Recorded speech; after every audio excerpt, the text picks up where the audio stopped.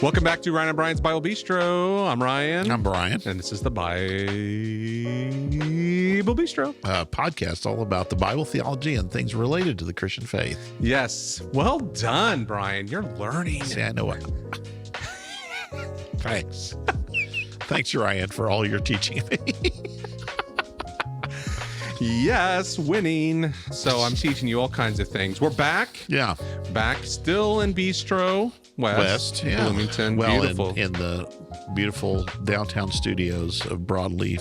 Video production. In beautiful downtown Bloomington. Not really downtown Bloomington.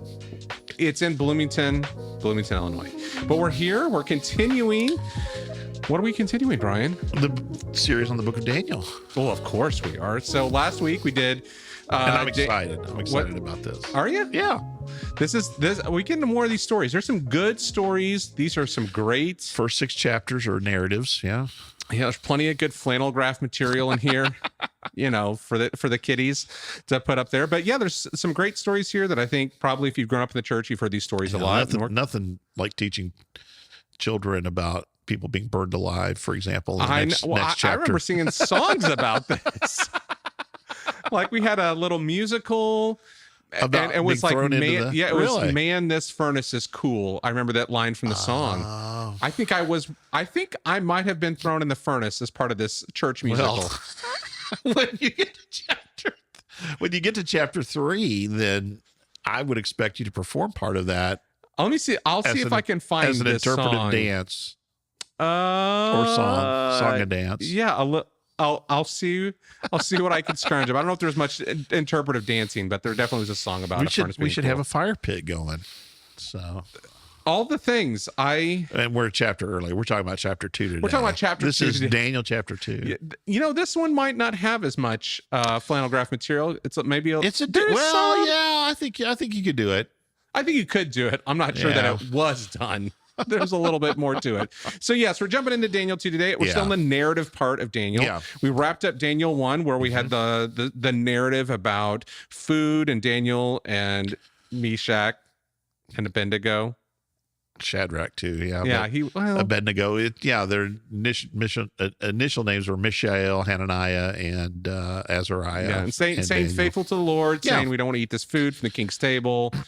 They're given wisdom. God opens some doors for them, and then at the end of Daniel 1, we see them. Things are wrapped up. Things are nice. They're at their peak. That's the interesting thing about Daniel, and I'll just start into Daniel 2 now. The interesting thing is sometimes it's hard to see how these stories fit together exactly. Are they an exact narrative? And that's one of the things you notice with biblical narrative. They aren't always chronological in their order. So one of the things we'll have to talk about at the beginning. Yeah. But Daniel 2, the reason I'm excited about it, I love to teach Daniel 2. I'm going to give our listeners and viewers a warning that it is a long chapter. And so I've tried to condense it. I've tried to put it in as short a form as we can. I didn't even set my timer, so I have no idea how long this is going. I'll just wing it. But you're okay. It's a very long chapter, but there's a lot of repetition in here. There's a lot of the idea about what's going to happen to the people who can't interpret this dream, and then it doesn't happen, and then he's going to all this kind of stuff. Waka waka waka waka waka. But anyway, I think this is an important chapter. Not only for understanding Daniel, and when I say understanding Daniel, in my opinion, and this is an opinion shared by everybody, I'll go ahead and say that straight out. I think that this story of Daniel chapter 2 fits very well with the last portion you just mentioned, the apocalyptic visions of chapter 7 through 12. I think in a way we get a condensed, easy to understand version of what's going to happen later in those more apocalyptic visions. And I think we can use this chapter as a guide for understanding that. So not only do I think it's important for understanding Daniel, I also think it's important for understanding kind of what's going to happen to God's people as God fulfills his purpose through his people. And so I think this is a really key chapter. Now I'm going to give you some other ways to look at it that are different than that, but my understanding of this passage is that it is a key for really understanding the rest of Daniel. Okay. So go ahead and read Daniel chapter 2, verse 1 for us. Here we get this typical kind of historical setting that we get for these stories. Kind of, again, you can tell it's the beginning of a new narrative. Yeah. In the second year of the reign of Nebuchadnezzar, Nebuchadnezzar had dreams. His spirit was troubled and his sleep left him. So how do we understand this in relation to chapter 1? And you know, there it ends with, because they were supposed to be trained for 3 years. They were brought by Nebuchadnezzar already. If this is his second year, how do we understand that in connection? There's a couple different ways to reconcile this if you really want to. One of them is, some people try to say, when in chapter 1 we have Nebuchadnezzar taking Judah and bringing Daniel and his friends into captivity, but he has not yet officially been made king of Babylon at this point. He is definitely the most powerful military leader. He has a great deal of influence, but there are some who would see this maybe as later. So that's if you really have to make this chronological. The other way is to understand this kind of going back to an earlier story within that trajectory of their training, during the training. That's kind of the way I understand it for this reason. And there's still another problem, because, you know, chapter 1, as we mentioned, ends with everything kind of being hunky-dory and they're BFFs, vindicated and everything looks great. But here we're going to see it kind of wraps up in the same kind of way. Right. It even extends beyond that. They're given official court appointment at the end of this, not to give away the ending. I guess I just did. But you find it could be during that period of training. What makes me think that is the best way to understand this is when Nebuchadnezzar summons his court in the very beginning here. We're going to see in the next 2 verses, in fact, Daniel and his friends are not among those. And so I don't think they've yet been given that official appointment. They're still in their training period at this when this takes place. That's the way I understand it. If you need to reconcile it, but go ahead and read verses 2 and 3 for us. Yeah, absolutely. Then the king commanded that the magicians, the enchanters, the sorcerers, and the Chaldeans be summoned to tell the king his dreams. So they came in and stood before the king. And the king said to them, I had a dream, and my spirit is troubled to know the dream. That word Chaldean, I'll go ahead and mention that since you're reading a translation that uses that word can stand for, almost parallel to Babylonian. It's used in the book of Isaiah that way. But Chaldean also seems to have had a very specific kind of purpose in this period of time. Some people think it refers to like astrologers. So you'll see some of your translations will say something, instead of Chaldean there, it'll say something like astrologers. In other words, the same way we might talk about like the Romani, for example, people. We might, were commonly known as gypsies at one point, but the Romanis we might talk about, and that may have a certain idea about how they portrayed themselves in certain historical periods, if that makes sense. So anyway, that's just a difference in translation there. But Nebuchadnezzar summons together his court, and what he basically says to them is, I've had this dream, and I want you to tell me the dream and how to interpret it, but I'm not going to tell it to you first. So go ahead and read verses 5 and 6 here, if you would. Yeah. The king answers and said to the Chaldeans, the word from me is firm. If you do not make known to me the dream and its interpretation, you shall be torn limb from limb, and your houses shall be laid in ruins. But if you show the dream and its interpretation, you shall receive from me gifts and rewards and great honor. Therefore, show me the dream and its interpretation. I got to say, they probably thought it was a pretty good gig until he said, like, well, interpret this or I'm going to pull you limb from limb. You know, I think any person, and these are court stories. That's the other thing I should mention. There are these kind of stories in different cultures. Any court story, there's always kind of that element of danger, like the idea that a king could turn at any moment. And, you know, you can think of some stories. I mentioned Joseph last time. Do you remember when he was in prison? Yes. Do you remember what happened then? The baker Here are these two people who were very close to the Pharaoh. All of a sudden they found themselves in prison, and on a whim, one of them gets elevated to his position, the other one gets hung, right? Yeah. So that's kind of the advantage and the danger to being a courtier, you know, and being in that kind of high position. Well, yeah, there's good things to go with it, but the hammer. It's one of those things like, oh, you've been summoned. You're like, ah. The king wants to see you now. Nebuchadnezzar will see you now. I got a thing. I gotta go wash my hair. So here's the idea. And again, I mentioned last week that central to the idea of the Babylonian court was this idea of divination. And so he's got all these, so it's not wisdom in the sense that we would think of advisors, right? Who are going to give you the best advice based on their human understanding. But it's basically like, can you summon mystical knowledge from the divine realm? Can you ask the gods and find these things out for me? And yeah, and it's interesting that the first place he goes, it's not just a dream for a dream's sake. This is a dream that has been put into him by the spiritual realm, which I think is also interesting as well. It is interesting, and we could actually talk about this a long time. There's actually been a lot of ink spilt on this. I didn't plan to talk about it, but the role that dreams have in the ancient world, in order not the way we think of dreams, but to be seen as glimpses into meaningful things, especially among officials. So Joseph, again, he has two dreams. You might remember about the start, his brothers and mother and father. But yeah, the bowing down of the grain to him, which he understood to have significance. But then also the starry host and the moon and the sun bowing down to him. He interprets two dreams. So when we get to Pharaoh, Pharaoh has this dream about cattle. That's kind of a weird one. He has this dream about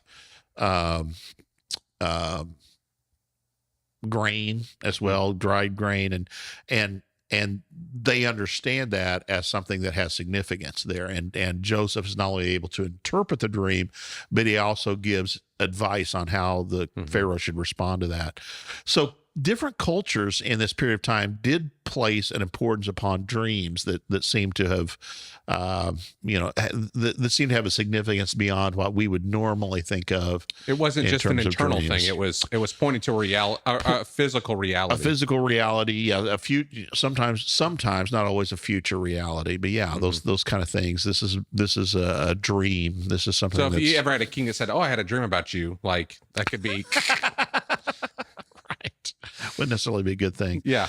So anyway, that's just a little summary. And like I said, there's been lots of stuff written on that's pretty interesting. Again, not only Babylonian culture, not only Israelite culture, but also other ancient cultures had that kind of view of dreams. So so here's where I was going to go with that divining part is he doesn't tell him the dream, I think, intentionally, because it'd be one thing to interpret it, right? Yeah. It's someone could tell you anything you wanted to know. Right. Just to mention something from a later period of time, it's like the oracles at Delphi, right? They can give you these kind of statements that can be interpreted like fortune cookies, right? You can kind of interpret them different ways, or the horoscope, right? But here you got to tell me the dream, and that's how I'm going to know. I think this is a test. This is how I'm going to know that this knowledge isn't just something you're making up, or you're not trying to pull a fast one on me.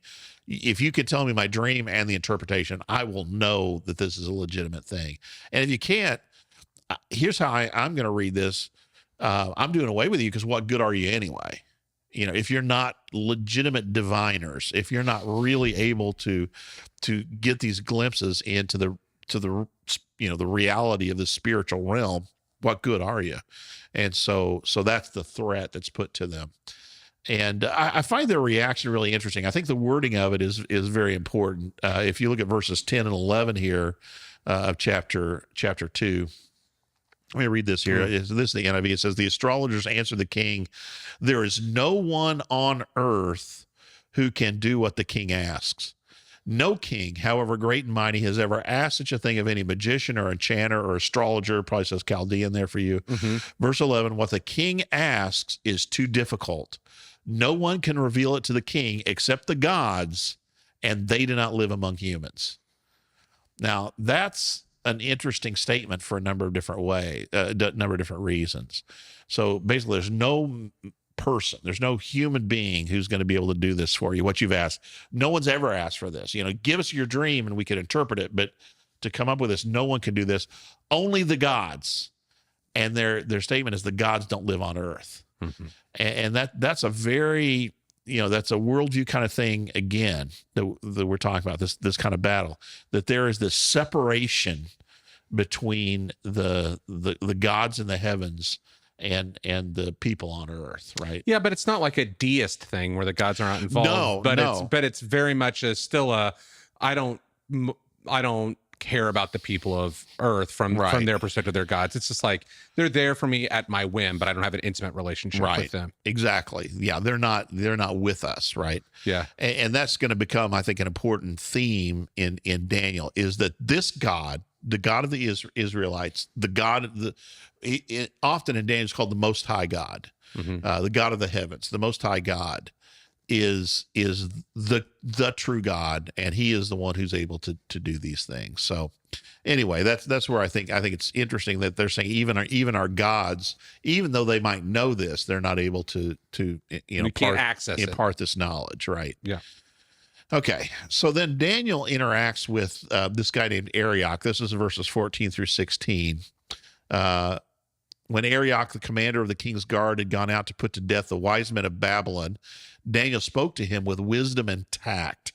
And I spent a lot of time thinking about that word tact. What does your translation say? Just out of curiosity. Wisdom, and he spoke to him out of prudence and discretion. Discretion, okay. Because this word, it has quite a wide, just to use the technical term, a wide semantic range. There's lots of different ways that we can take it. But it's that kind of an idea that he spoke to him in a way, it can't even be taken to be directly or boldly, but he's speaking to him in a way that is going to get its effect, I suppose is what I say. And I think, again, we see something about Daniel's wisdom and his abilities here. He asked the king's officer, why did the king issue such a harsh decree? Arioch then explained the matter to Daniel. So Daniel and his friends don't even know about this yet. They've not been consulted. It's something that's taken place, but then everybody's going to be killed, everybody in this, because they basically said, we can't do what you're asking. Well, and I think this also points to Nebuchadnezzar's state of mind during this. Like, he's had this dream, like there's something that has shaken him to the point where, like, if you can't do it, off with your head. Off with your head. Like, it's like, there's a lot happening here. There's a lot at stake. He obviously has put some great significance on this dream. Right. So then it says in verse 16, at this, Daniel went into the king and asked for time so that he may interpret the dream for him. And this reminds me again of what I was talking about in the last chapter, where Daniel, the amount of boldness that this takes for him to do this is really remarkable. A young, foreign person who's been brought here, and for him to go in and to essentially address the king in this way is a really amazing thing. So here's what's funny then. Not funny, but Daniel goes. What I think is also the only thing that I thought is just like, even before Daniel is made part of the king's court in Daniel 1, he's still considered one of the wise men here. Yeah. So it's kind of, I think that's one of the things that kind of threw me is like, well, they're already considered wise men, but they haven't had this. What makes them wise men at this point? Even if they're not consulted, which I think is interesting, is they're not brought in to give their opinion on it. It's just like, well, you're kind of labeled that, and it's I'm here to kill you. Right. Yeah, you get the penalty, but not the opportunity to do what I've said. So read verses 17 through 19 for me. I find this really interesting. Their response. Yeah. Then Daniel went to his house and made the matter known to Hananiah, Mishael, and Azariah, his companions, and told them to seek mercy from the God of heaven concerning this mystery, so that Daniel and his companions might not be destroyed with the rest of the wise men of Babylon. So the contrast I think we have here is he goes and he basically says, we need divine intervention. We need God to tell us this matter. I don't know if fatalism is the right word. The response of the enchanters, let's call them, the mad magicians surrounding Nebuchadnezzar, their immediate response is, this can't be done. God's living in heaven and we're on earth, and we have no access. We have no access to that. Daniel, on the other hand, basically says, let's go and ask. Now, and notice the uncertainty too, which I think is important, right? Mm-hmm. I've mentioned to you before that the difference to me between a true faith in God and what we often call religion, which I don't consider Christianity a religion. I don't consider, the faith in this God a religion in the way that at least the way I'm going to interpret it just now, is a religion. You're really seeking a way to I sometimes say twist the arm of the deity. Mm-hmm. So that's kind of the approach of the astrologers, right? We're going to do the right enchantment, or we're going to say the right thing in order to accomplish this purpose. Go back to Mount Carmel. Do you remember that story of Elijah on Mount Carmel? And the difference there is they are going through the rituals and the routines and trying to get the attention of Baal. Yeah, he's sleeping. Right. And that's Elijah words. mocking, mocking him. Maybe he's in the bathroom, maybe so, louder, maybe louder. Exactly. Maybe you should shout louder. So you get what I'm saying though. It's trying to get God or the gods, however, whatever your worldview is, to do what we want, right? You impart this knowledge to us, right? Whereas what Daniel basically says to his friends is, let's ask for God's mercy that he will choose to reveal these things to us. So it's not like I think I have the magic word that's going to twist God's arm so that he tells us this mystery, but it is essentially laying it out before him and asking, which is what Elijah does. Basically, he says, so that they will know you're a God in heaven, I ask you to send down fire. Very simple. I always say it's a very simple prayer on Mount Carmel compared to what the priest and priestesses of Baal and Asherah are doing. You see this incredible difference. It reminds me of Jesus' words too, where Jesus says, it's not because of the babbling of the many words that you're going to be hurt, right? It has to do instead with our trust in God, that he will hear us and he will act according to his character and his nature. He will act in a way that is in keeping with who he is, not with who we are. Right.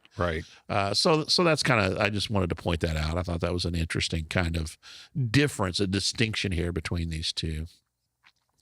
So verses 20 through 23 then are pretty interesting. And he knows he's called the Most High God there, which is that's kind of Daniel's typical term, or the God of heaven, I think he's actually called there. And so then verses 20 through 23, it says that verse 19, during the night, the mystery was revealed to Daniel in a vision. Then Daniel praised the God of heaven and said, praise be to the name of God. Interesting. Again, instead of Yahweh here, we have the name of God, which Yahweh is not used very frequently. It again says something about, by this period of time, how they understood what they were supposed to do. In fact, the word Lord or Adon is used more often than Yahweh in Daniel. But praise be the name of God forever and ever. Wisdom and power are his. He changes times and seasons. He deposes kings and raises up others. So basically it's in his control, right, that Nebuchadnezzar is on the throne right now. He gives wisdom to the wise and knowledge to the discerning. He reveals deep and hidden things. He knows what lies in darkness, and light dwells within him. I thank and praise you, God of my ancestors, for you've given me wisdom and power. You've made known to me what we asked of you. You've made known to us the dream of the king. And so he offers him this praise for responding to their prayer in the way that he do. Now, what's important here, and what we're going to continue to see, and I think we've seen this already in chapter 1, is Daniel is clearly giving credit to God here. Right. This isn't my wisdom. It's no power that he contains. It's exactly all from God. It's that God has chosen to reveal himself in this way. And again, that's the distinction. It's not having the magic words. It's not, being the best astrologer, but it is that God has chosen to reveal himself in this way. So that Daniel goes to Arioch. Arioch takes Daniel to the king.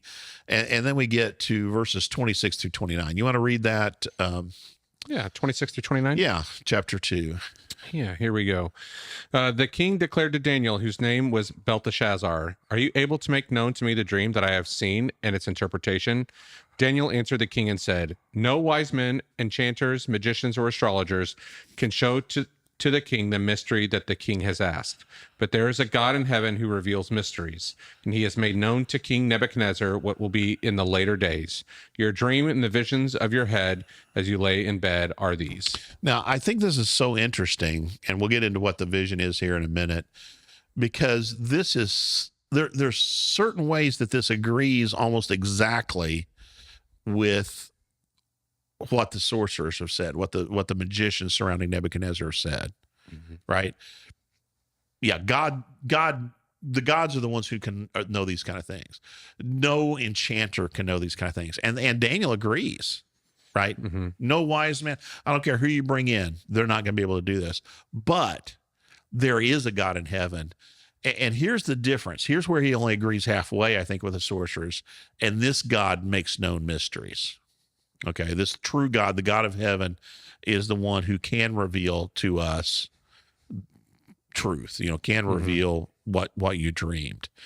And so then he launches in and interprets this dream. So anything else at this point that you're noticing? No, it's by we've talked about this again. We talk about parables and kind of a worldview shift. Sure. By adopting the language of some of those early enchanters and sorcerers, he's trying to take, like, I've built off of this idea but now let me shift your perspective on what can be known and who reveals what is known. Yeah. Like that to me is kind of the interesting part in there. Is it seems like there is a little bit of a he's speaking in a way, not just to say, here's what your dream means, but to go, here's who's revealed it, and you need to shift your perspective on this. And I said last week that if I were ever to write a book on Daniel, it would be called There Is a God in Heaven. Mm-hmm. And that's really that's central to what we believe, right? That there is a God who, and he is the true God, right? Mm-hmm.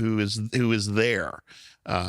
And this informs then it changes the way that we look at reality, because we see this God in heaven.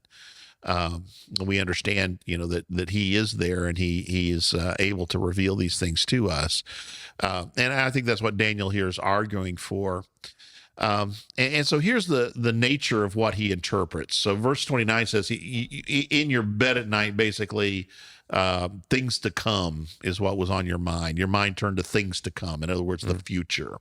And the revealer of mysteries is how he refers to God here, showed you what was going to happen. So here's the revelation then. Verses 31 through 35, he tells him about this dream. So go ahead and read that for me. Yeah. You saw, O king, and behold, a great image. This image, mighty and of exceeding brightness, stood before you, and its appearance was frightening. The head of this image was of fine gold, its chest and arms of silver, its middle and thighs of bronze, its legs of iron, its feet partly of iron and partly of clay. As you looked, a stone was cut out by no human hand, and it struck the image on its feet of iron and clay, and broke them in pieces. Then the iron, the clay, the bronze, and the silver, and the gold all together were broken in pieces, and became like the chaff of the summer threshing floors, and the wind carried them away, so that not a trace of them could be found. But the stone that struck the image became a great mountain and filled the whole earth. Okay.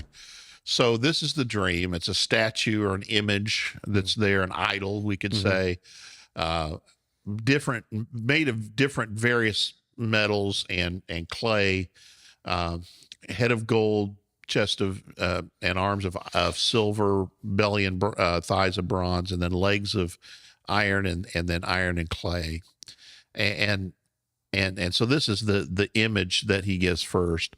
Let's get to the interpretation. I want to come back and talk about the rest of what happens there, because it's pretty amazing. But here's what Daniel says in verses 36 through 38. Then go ahead and read that if you would. This was the dream. Now we will tell the king its interpretation. You, O king, the king of kings, to whom the God of heaven has given the kingdom, the power and the might and the glory, and to whose hand he has given, wherever they dwell, the children of man, the beasts of the field, and the birds of the heavens, making you rule over them all. You are the head of gold. So Nebuchadnezzar, you are the head of gold. And notice he says here, God has given you this position. You're the reason you are emperor now. Let's call it the term even king of kings works because it means the king of the kings of other nations have bowed down their knee to you now. You are the one who's over this entire known world at this point. And the reason that is, Daniel says, is because of the same God that revealed these things to you has put you in that position. He's the one who's made you, which fits with Jeremiah, right? It fits with Isaiah. Yeah.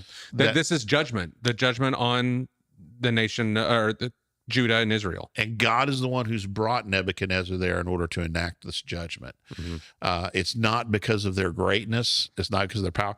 And here's God's promise to Habakkuk. I think I mentioned last week, Habakkuk is written the same year that Nebuchadnezzar had the victory at Carchemish over Egypt. It was kind of the final vindication of his reign and his rule. Is Habakkuk is saying, God, when are you going to take care of what's been going on a year before his victory? And God says, well, I'm bringing the Babylonians. And Habakkuk's like, what? Wait a minute. Uh-huh. And the interesting thing, as God goes on, he says, but when I'm done with the Babylonians, then, they're simply a tool in my hand. And then when I'm done with them, then I'm going to bring judgment on them. Isaiah chapter 10, there's this really strong image that this king is nothing more than a club in my hand. He's nothing more than a tool that I'm using in order to exact my purposes. And when I'm done with him, just like you would, I'm going to throw him back in the garden shed, right? And so that's kind of what we have going on here, I think, is that God is the one who's brought you to this position. So you're the head of gold. Verse 39, and he very quickly moves over this. I mean, it's great that he really butters him up here. Like, you've got all the birds obey, like it's a good start to the dream for him. Yeah. Go ahead, Nebuchadnezzar. Verse 39. Another kingdom inferior to you shall arise after you, and yet a third kingdom of bronze, which shall rule over all the earth. And there shall be a fourth kingdom, strong as iron, because iron breaks to pieces and shatters all things. And like iron that crushes, it shall break and crush all these. Okay, stop right now, and we'll deal with this. So, talks about the second, third kingdom there pretty quickly. What do you know? So one is, well, the only thing he says about second kingdom is it's inferior to Nebuchadnezzar's. It's not as powerful, not as mighty. Third kingdom he mentions is a kingdom of bronze, and he says it's one that will rule over the whole world. Over all the earth. All the earth, okay. And then there's this iron kingdom. Okay, so there are two ways to understand this. Well, there's many more I understand this. And I'm going to tell you how I understand it. And I understand this, I mentioned this, the key really to the apocalyptic visions in chapters 7 through 12 of the book of Daniel. And that's the way we're going to approach this. The way that some commentators treat this, though, is they think about the kings that arose immediately following Nebuchadnezzar. So you have a king who's followed by another king. You have Nebuchadnezzar followed by another king who's not nearly as powerful. Then we have another king, I can't remember his name, and then we get to Belshazzar by the time we get to chapter 6. Belshazzar does not have long on the throne. And he's defeated. And this interpretation then would take the stone that comes from, well, we'll say something more about that, but the stone as Cyrus. Which Isaiah prophesies that Cyrus is going to bring about an end to the Babylonians. And so that's how some people interpret this. It's talking about a near future. So the next three kings of Babylon would be refer to this second, third, and then the fourth kingdom. How I understand these are talking, when he says the head of gold is you, Nebuchadnezzar, I think he's talking about the Babylonians. Not just Nebuchadnezzar, but also his son and those who are going to succeed him through Belshazzar. I understand then the inferior kingdom to be the Medes and the Persians. Who come and let's face it, they're weaker. They defeat the Babylonians, but then they let the captive kings go back to Jerusalem, right? Build your and not only them, God. but the other nations, right? So they're not ruling with as much strength, let's call it military might, as we might expect. So that's the second kingdom, the Medes and the Persians, in my opinion. The third is those who come after that, who is the Greeks, Alexander the Great, and the Greeks. We actually have a whole episode on this, I believe, already. But Alexander the Great comes. He conquers the known world, right? And then the fourth kingdom in that case would be Rome. And that's how I understand this, because that's what chapter 7 through 12 are really setting up and talking about. So I see this vision as kind of a concise and a very shorthand way of talking about the future history that Daniel's going to talk about in 7 through 12.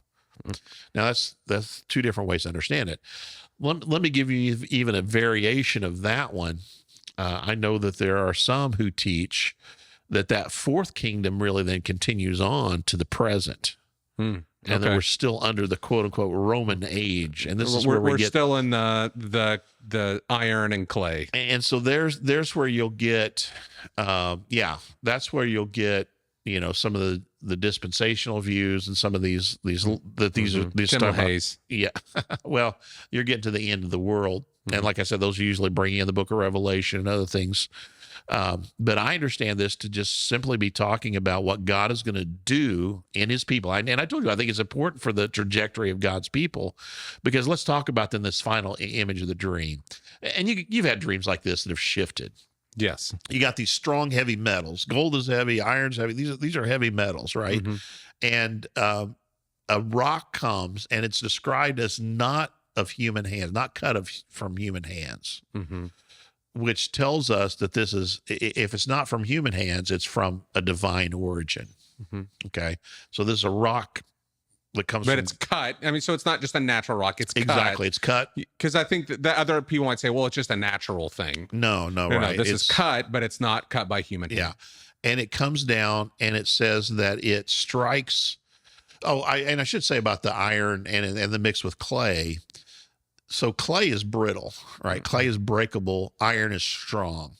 And so it basically is saying there's something about this kingdom that's going to be strong. That's going to have iron legs, but then its feet and toes are going to have a mix of things that are strength, but brittleness as well. There's a foundation to it, but it's tenuous. Right. Now read, so here's this rock not cut by human hands, which I understand to be, again, from God. Now read what it says about leaving, where you left off there, essentially, about this fourth kingdom.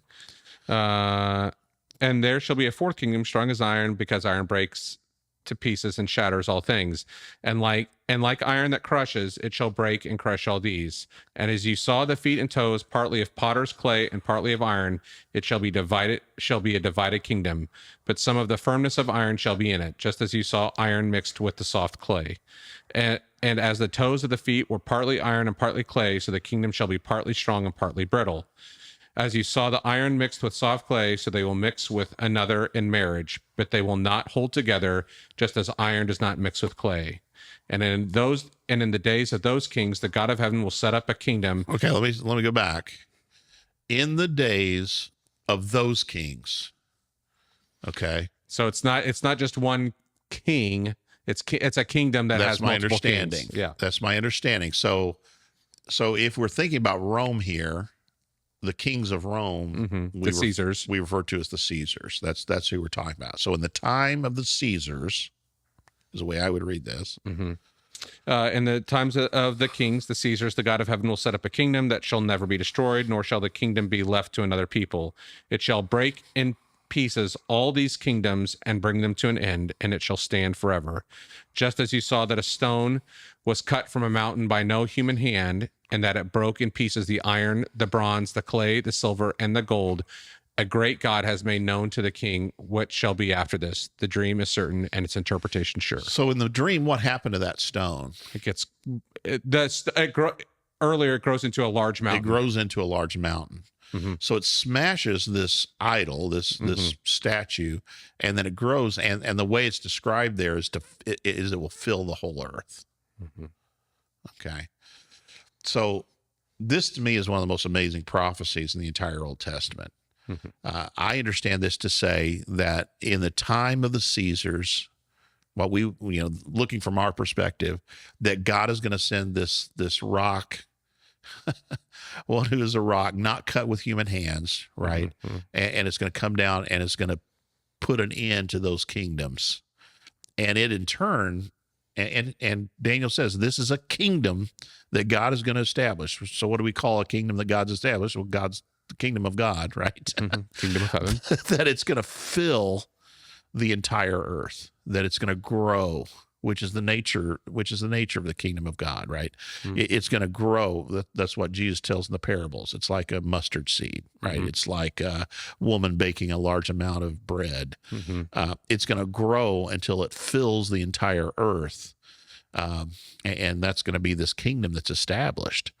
So I think what God is doing here through Daniel in Nebuchadnezzar's dream is giving his people a glimpse of the way that he is going to bring about his promise of establishing this eternal kingdom. I'll go back to our podcast, our episode, 4 or 5 weeks ago, where we talked about the kingdom of heaven, the kingdom of God. It goes back to that promise of 2 Samuel chapter 7, that David, you're not going to build a house for me. I'm going to build a house for you. And I'm going to, one of your sons, one of your descendants is going to establish an everlasting kingdom. And so here Daniel tells us about when that's going to take place and the nature of it. Mm-hmm. I find that remarkable, right? Especially, I mean, it ties together so many pieces of. Especially if this is the 7th century BC, mm-hmm.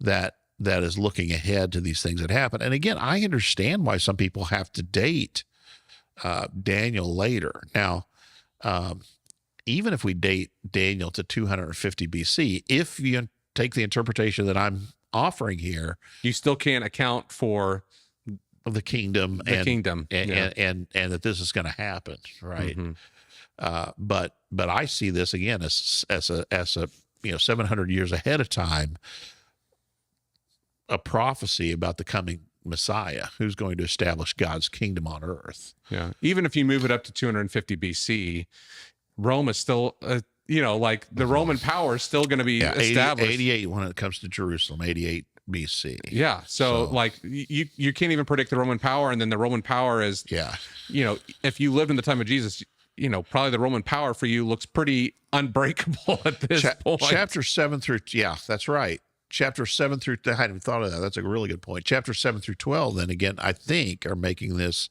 even more specific. But again, I have a hard time understanding. Here's the other reason I don't think the stone cut without human hands is Cyrus. Cyrus doesn't become the leader of a kingdom that stands forever. No. Right? Nope. And so, anyway. I mean, Cyrus just lets everybody kind of, hey, well, I'm here. What do you guys want to do? Yeah. At home. And so yeah, he accomplishes God's will, but I don't think he's the one who's the establisher of that kingdom. Well, anyway. And that would be probably a unique way to describe a king in that way, like this stone not cut by human hands. Yeah. That would be strange. Okay, well, go ahead. And I'll go ahead and say, by the time, and we were talking about this a little bit off podcast, but offcast. Is that what the term is? But it is for us. Early Christians took a lot of these passages about the stone the builders rejected to become the capstone, these kind of ideas, and applied them to Jesus, right? This idea of a rock for us as the person of Jesus. The early Christian writers brought this in as well. Mm-hmm. And prophecy is always easier to see, I think, in retrospect, in hindsight, right? Yeah. Anyway, go ahead and read the next part here. Here's Nebuchadnezzar's response then to this. 46 and 47. Yeah, I already went through all this, but here we go. Then King Nebuchadnezzar fell upon his face and paid homage to Daniel and commanded that an offering and incense be offered up to him. That's interesting. Yeah. The king answered and said to Daniel, truly your God is God of gods and Lord of kings and a revealer of mysteries, for you have been able to reveal this mystery. Okay, so his response is to give homage to Daniel, and then verses 48 through 49 is the vindication and the conclusion of vindication. Yeah. Then the king gave Daniel high honors and many great gifts and made him ruler over the whole province of Babylon and chief prefect over all the wise men of Babylon. Daniel made a request of the king, and he appointed Shadrach, Meshach, and Abednego over the affairs of the province of Babylon, but Daniel remained at the king's court. So he gave Shadrach, Meshach, and Abednego kind of this rule of the province. Daniel, he's keeping there with him to be a courtier, basically. I'm surprised. I mean, this is just my thing of this, that he didn't kill the other wise men. Yeah. I mean, we have this whole statement, your God is the God of gods and, revealer of dreams, all that stuff. And yet it's still, I mean, and we're going to see it again, as Nebuchadnezzar. I'm going to say, if you want a surprise, just wait till chapter 3. Yeah, but it's just like, how do you go? Like, it's like this weird roller coaster of like, Ooh, oh, well, this, is it Yeah. kind of like, well, your God's the God of this moment, and Yeah. then, there's another God of another moment. So I talk about this a lot with the Gospel of John, but let's talk about it with Daniel. Is narrative? What is narrative doing? Right? Why are we telling the stories? We talked about stories a few weeks back. Why are we telling these stories the way that we are? Why is Daniel telling these stories in the way that he is? That vindication, right? It came in chapter 1. Vindication comes in chapter 2. This idea that even in a foreign context, even in the difficulty, first and foremost, the God that we worship is superior to any of these other gods. Again, we've talked about this before. It's a polytheistic culture. Aku and Marduk and Nabu and all these others. By the way, there are some people who are familiar with anime that are going, what? But I am not one of them. but all of these gods.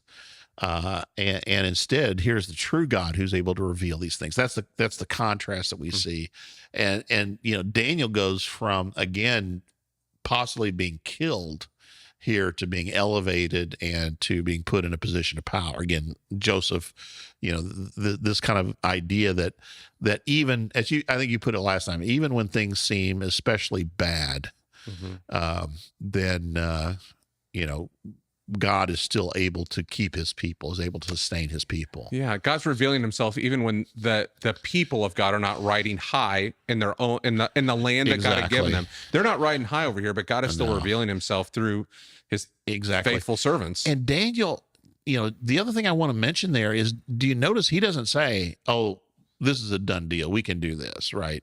But he says there is a God in heaven, and he goes back and he says to Shadrach, Meshach, and Abednego, "Pray." Right? Yeah, I mean he's gonna die, so he's like, give us. Well, but it's and again, it's putting themselves into the hands of God, right, in a trusting way, and so we like that the story turns. We love nothing more than a rags to riches story, right? We love that. But no matter how it turns out, the right thing to do is to be faithful in the face of God's. It wasn't a foregone conclusion that God was going to reveal the dream, right? And it was, again, as they submitted themselves to the mercy of God. And when God did reveal it, Daniel offered him praise.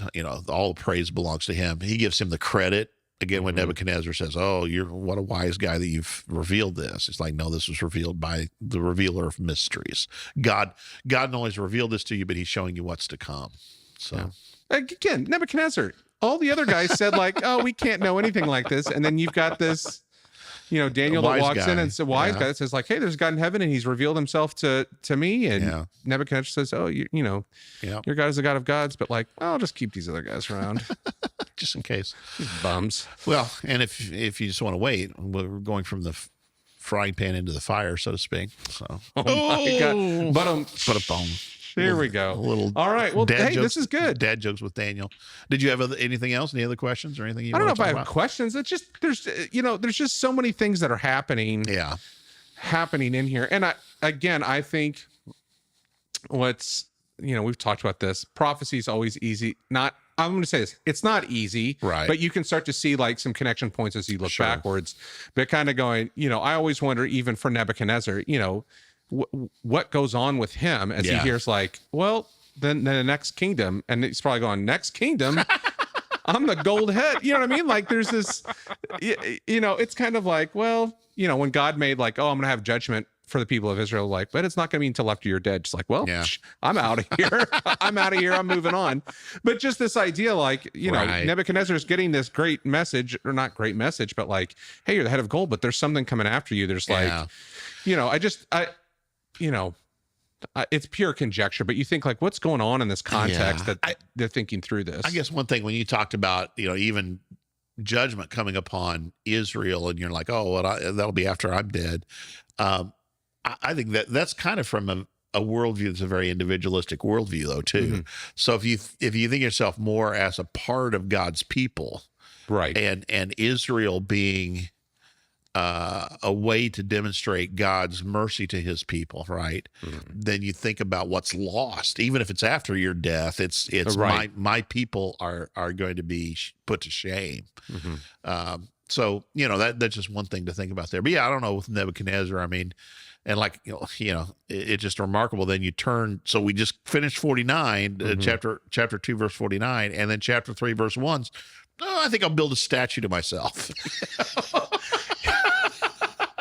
I had a dream that I was a big deal. So, well, and I think again, like looking back at this, and we've talked about this before, but seeing that reversal of language. Yeah. Oh, and I think it's, again, as we look at Daniel, I didn't know the names and the reversals there. It's like you see the names being reversed almost there in the beginning from the Hebrew names to, the Babylonian names. It's like this inversion of God. And then you see these other places where Daniel's taking the language of these sorcerers and stuff that are, not of God, and he's inverting it. It's almost, I'm flipping this back. I'm flipping this narrative back around.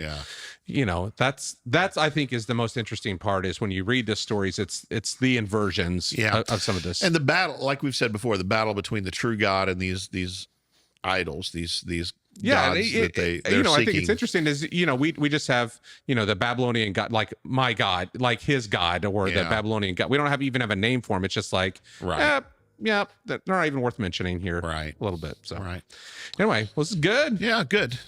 We'll continue with Daniel next week then, chapter 3. Yeah, chapter 3. So if you're enjoying the podcast, please share on Facebook. You can follow us on Facebook. You can sign up for our newsletter that comes out sometimes. And, or, if you are enjoying the podcast and like to support us, you can go to BibleBistro.com, click on the upper right-hand corner. There's a button there to click and support us. But we're going to keep going on this. We're going to continue Daniel next week. We're just going to keep chucking right through the book of Daniel and get to the real mysterious stuff as we get to Daniel 7. So, Brian, thanks so much. And I'll see you next Tuesday. See you, Ryan. Bye-bye. Bye.